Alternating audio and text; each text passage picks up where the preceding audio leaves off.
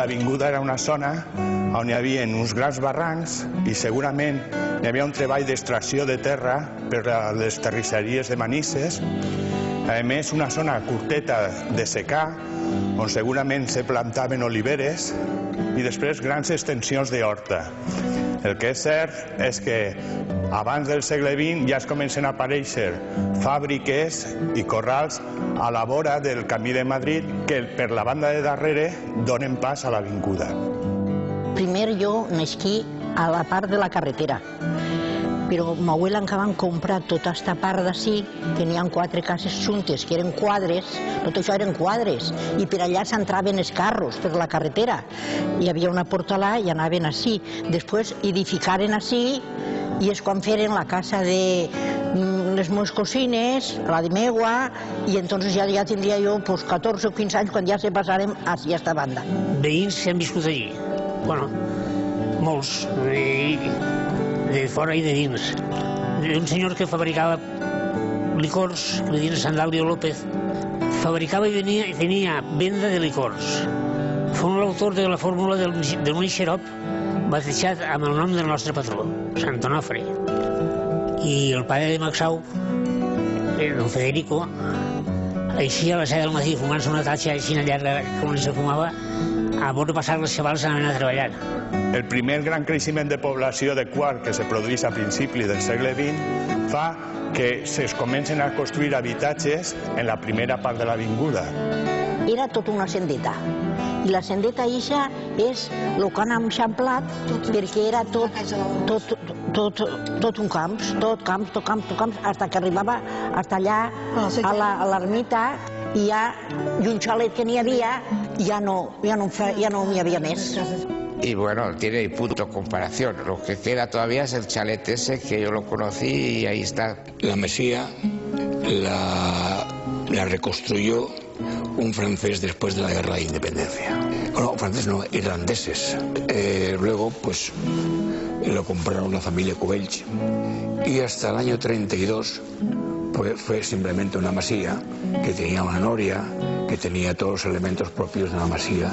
Me recordo també en l'avenida que n'hi havia un aqüeducte i una nòria on pujava l'aigua per regar la masia de Sant Onofre. En el año 32 se lo alquilaron a un médico de Valencia, un psiquiatra. 32. Estuvo funcionando como casa de reposo hasta los años 80 aproximadamente, que lo dirigía este hombre. Allí també, en la masia de Sant Onofre, que acollia els boixos, va recular, sí, procedent de Madrid, i visqué fins a la mort el poeta del poble, Luis de Tapia. Luego vino una empresa, unos psiquiatras que habían estado en Alemania, y eso estuvo así pues hasta el año 96. Es una masía, el edificio está protegido. Y porque es que es la única masía que queda en todos los pueblos de alrededor, no hay ninguna otra masía como esta. Y desde el año 96 está vacío.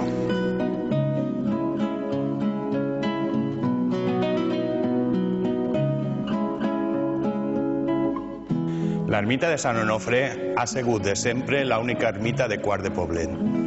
Cal tindre en compte que antigament l'ermita estava a quasi 1 quilòmetre del centre del poble. Allí la mateixa església és quan anava un moliner a parar el moliner, anar a traure, que allí feien la del pas de l'aulla, per tancar-la, per obrir-la i tot això. I entonces quan li s'aparegué Sant Onofre i li digué, si vull que me feu una ermita, diu, però xico, com vaig jo a creure'm que vol que li facin una ermita i ho diuré ell i no s'ho creuran? Diu, pues ara veuràs com sí que s'ho creuen. Diu, dus el braç i li posa ahí, Soy Onofre, lletres d'or. I entonces és quan se cregueren això. I entonces ja és quan començaren a fer l'ermita. Com aquell que ficava la l'aulla era d'Aldaia, diu, no, a nosaltres nos perteneix Sant Onofre. Diu, mira, Sant Onofre, rei d'Hongria, i a Quarte vino a parar. I los moruixos d'Aldaia se'l volien emportar. A l'any 30, segurament, se decidí fer de l'avinguda el passeig que va a l'ermita. I es plantaren els arbres, que n'hi ha ara encara, per a donar ombra a la gent que pujava cap a l'ermita. si tenien que fer algun partit de futbol o fer alguna cosa, anem allí a l'ermita. Allí hi havia els dos camps que no estaven treballats i podíem jugar allí si no teníem puesto per anar a jugar al camp de futbol, que n'hi havia dos camps. Jugaven i jugàvem allí i se caíem dins de la sèquia. Que damunt després portaves palo. Això és normal. Perquè t'havies banyat. Teníem que fer. Era la cosa aixina en aquell entonces, però vivíem bé. Feliç i tranquils. Les cases que n'hi ha dels anys 30 tenen aquesta estructura, plantes d'una planta o de 2 pisos en un jardí davant. Pues això estaven tots en plantes baixes i clar, pues tot era. Sí, què vas a fer madera? Jo no sempre dic, pues això vaig a fer jo també. Era molta família.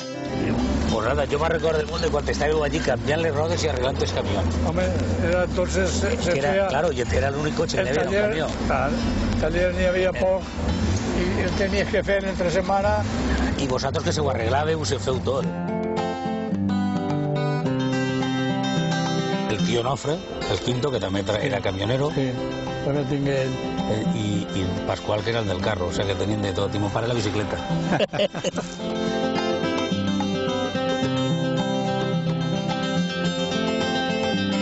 Cada casa hi havia una figuera. N'hi havia uno que li dien el parrull que menjava les d'ell, les del costat i les nostres. Als anys 60 i 70, a Quart de Poblet, l'augment de població és molt fort i la pressió buscant vivenda també és molt gran. Així que a l'avinguda se deixen de fer vivendes xicotetes i es comencen els grans blocs de vivendes que són els que tenim ara. En Quart de Poblet llegué precisamente en febrero de 1964.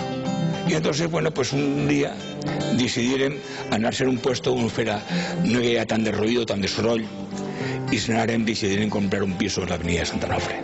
A Quart de Poblet llegué después de casada, el año 64.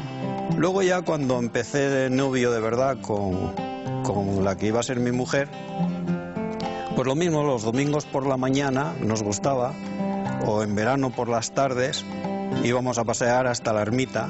Cuando yo llegué a la avenida San Onofre no era la avenida, era el proyecto, los árboles, y habían pues escasamente los primeros bloques justo al lado del parque. Porque la avenida estaba sin asfaltar y sin empedrar y sin nada, era tierra y hojas de los árboles que había. Ya entonces ya se empezaron a construir, yo he visto, de hecho he visto pues hacerse la avenida, como quien dice, las fincas de Mario no estaban y los críos allí pues estaban encantados, jugaban en la tierra, había unos hoyos enormes. Luego se hizo a la parte izquierda la finca del Parrull. El mal nom dels Parrulls, segons tinc jo entès, és que teníem un bisabuelo nostre que era forner i tenia tots els Parrulls, quasi tots, tenen el monyo rull. O sigui que si és parrull autèntic, té el monyo rull. I el rull ve d'això. Entonces aquell, com era forner, dient el pa del rull. Això és el que a mi m'han contat de xicotet. I el pa del rull, pues, se nisqué en parrull. Y poco a poco se fue poblando la avenida como está ahora.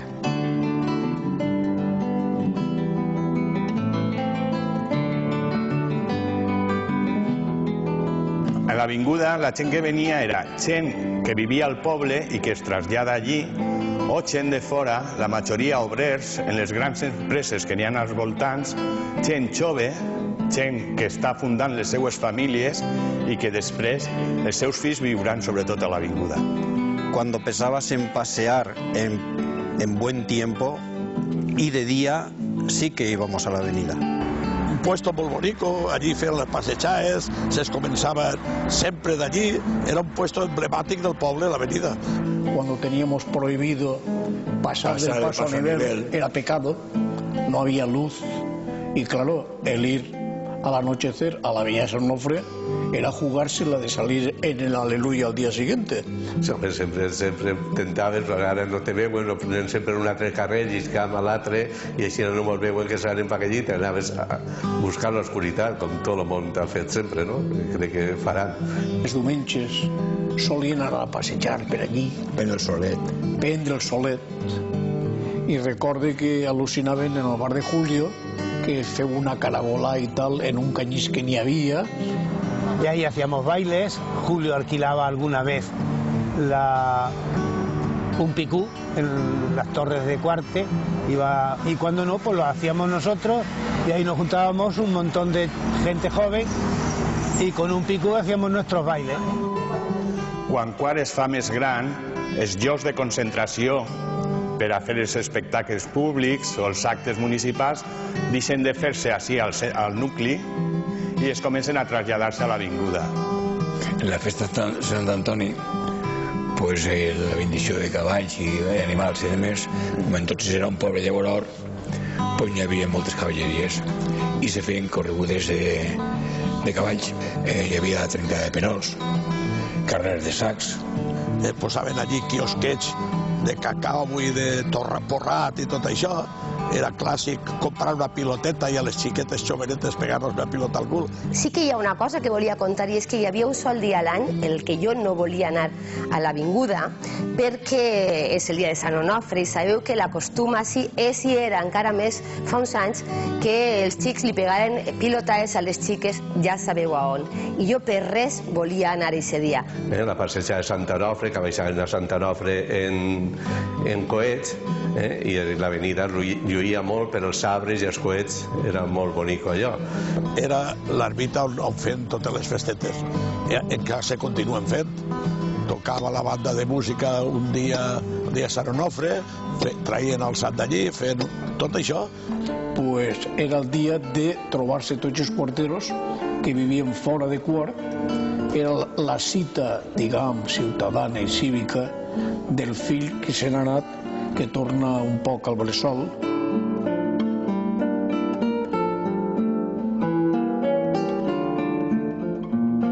En 1969 es comencen els festivals de bandes de música.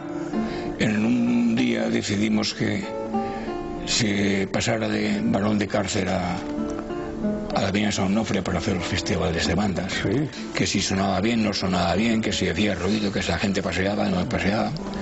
Pero al final pues se ha consolidado aquello y realmente pues allí hemos estado un montón de años escuchando la música.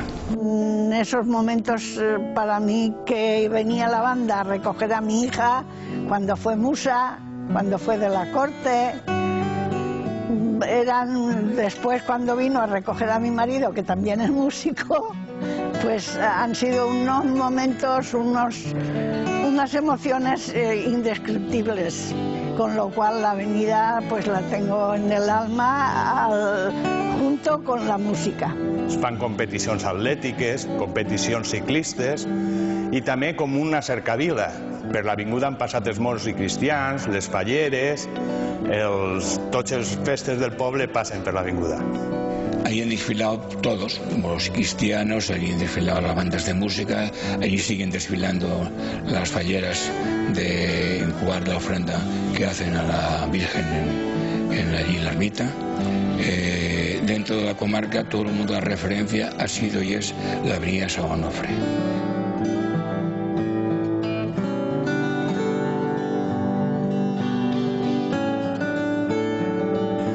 Quan jo era jove, als anys 70 i 80, l'avinguda se va convertir en el lloc de concentració de tota la joventut de Quart de Poblet i de Manises, i de tota la comarca.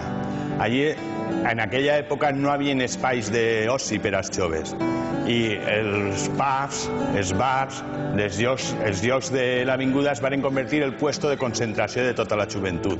Allí van fer la primera moguda quan això de la moguda encara no existia. Han sigut els millors moments de la meva vida en els pubs de la zona, que eren els pioners a esta comarca, en el que venien els companys de l'Institut de Manises, els companys de Manises, i tots se juntàvem en el Gaviota. ¿Se recordeu del Gaviota?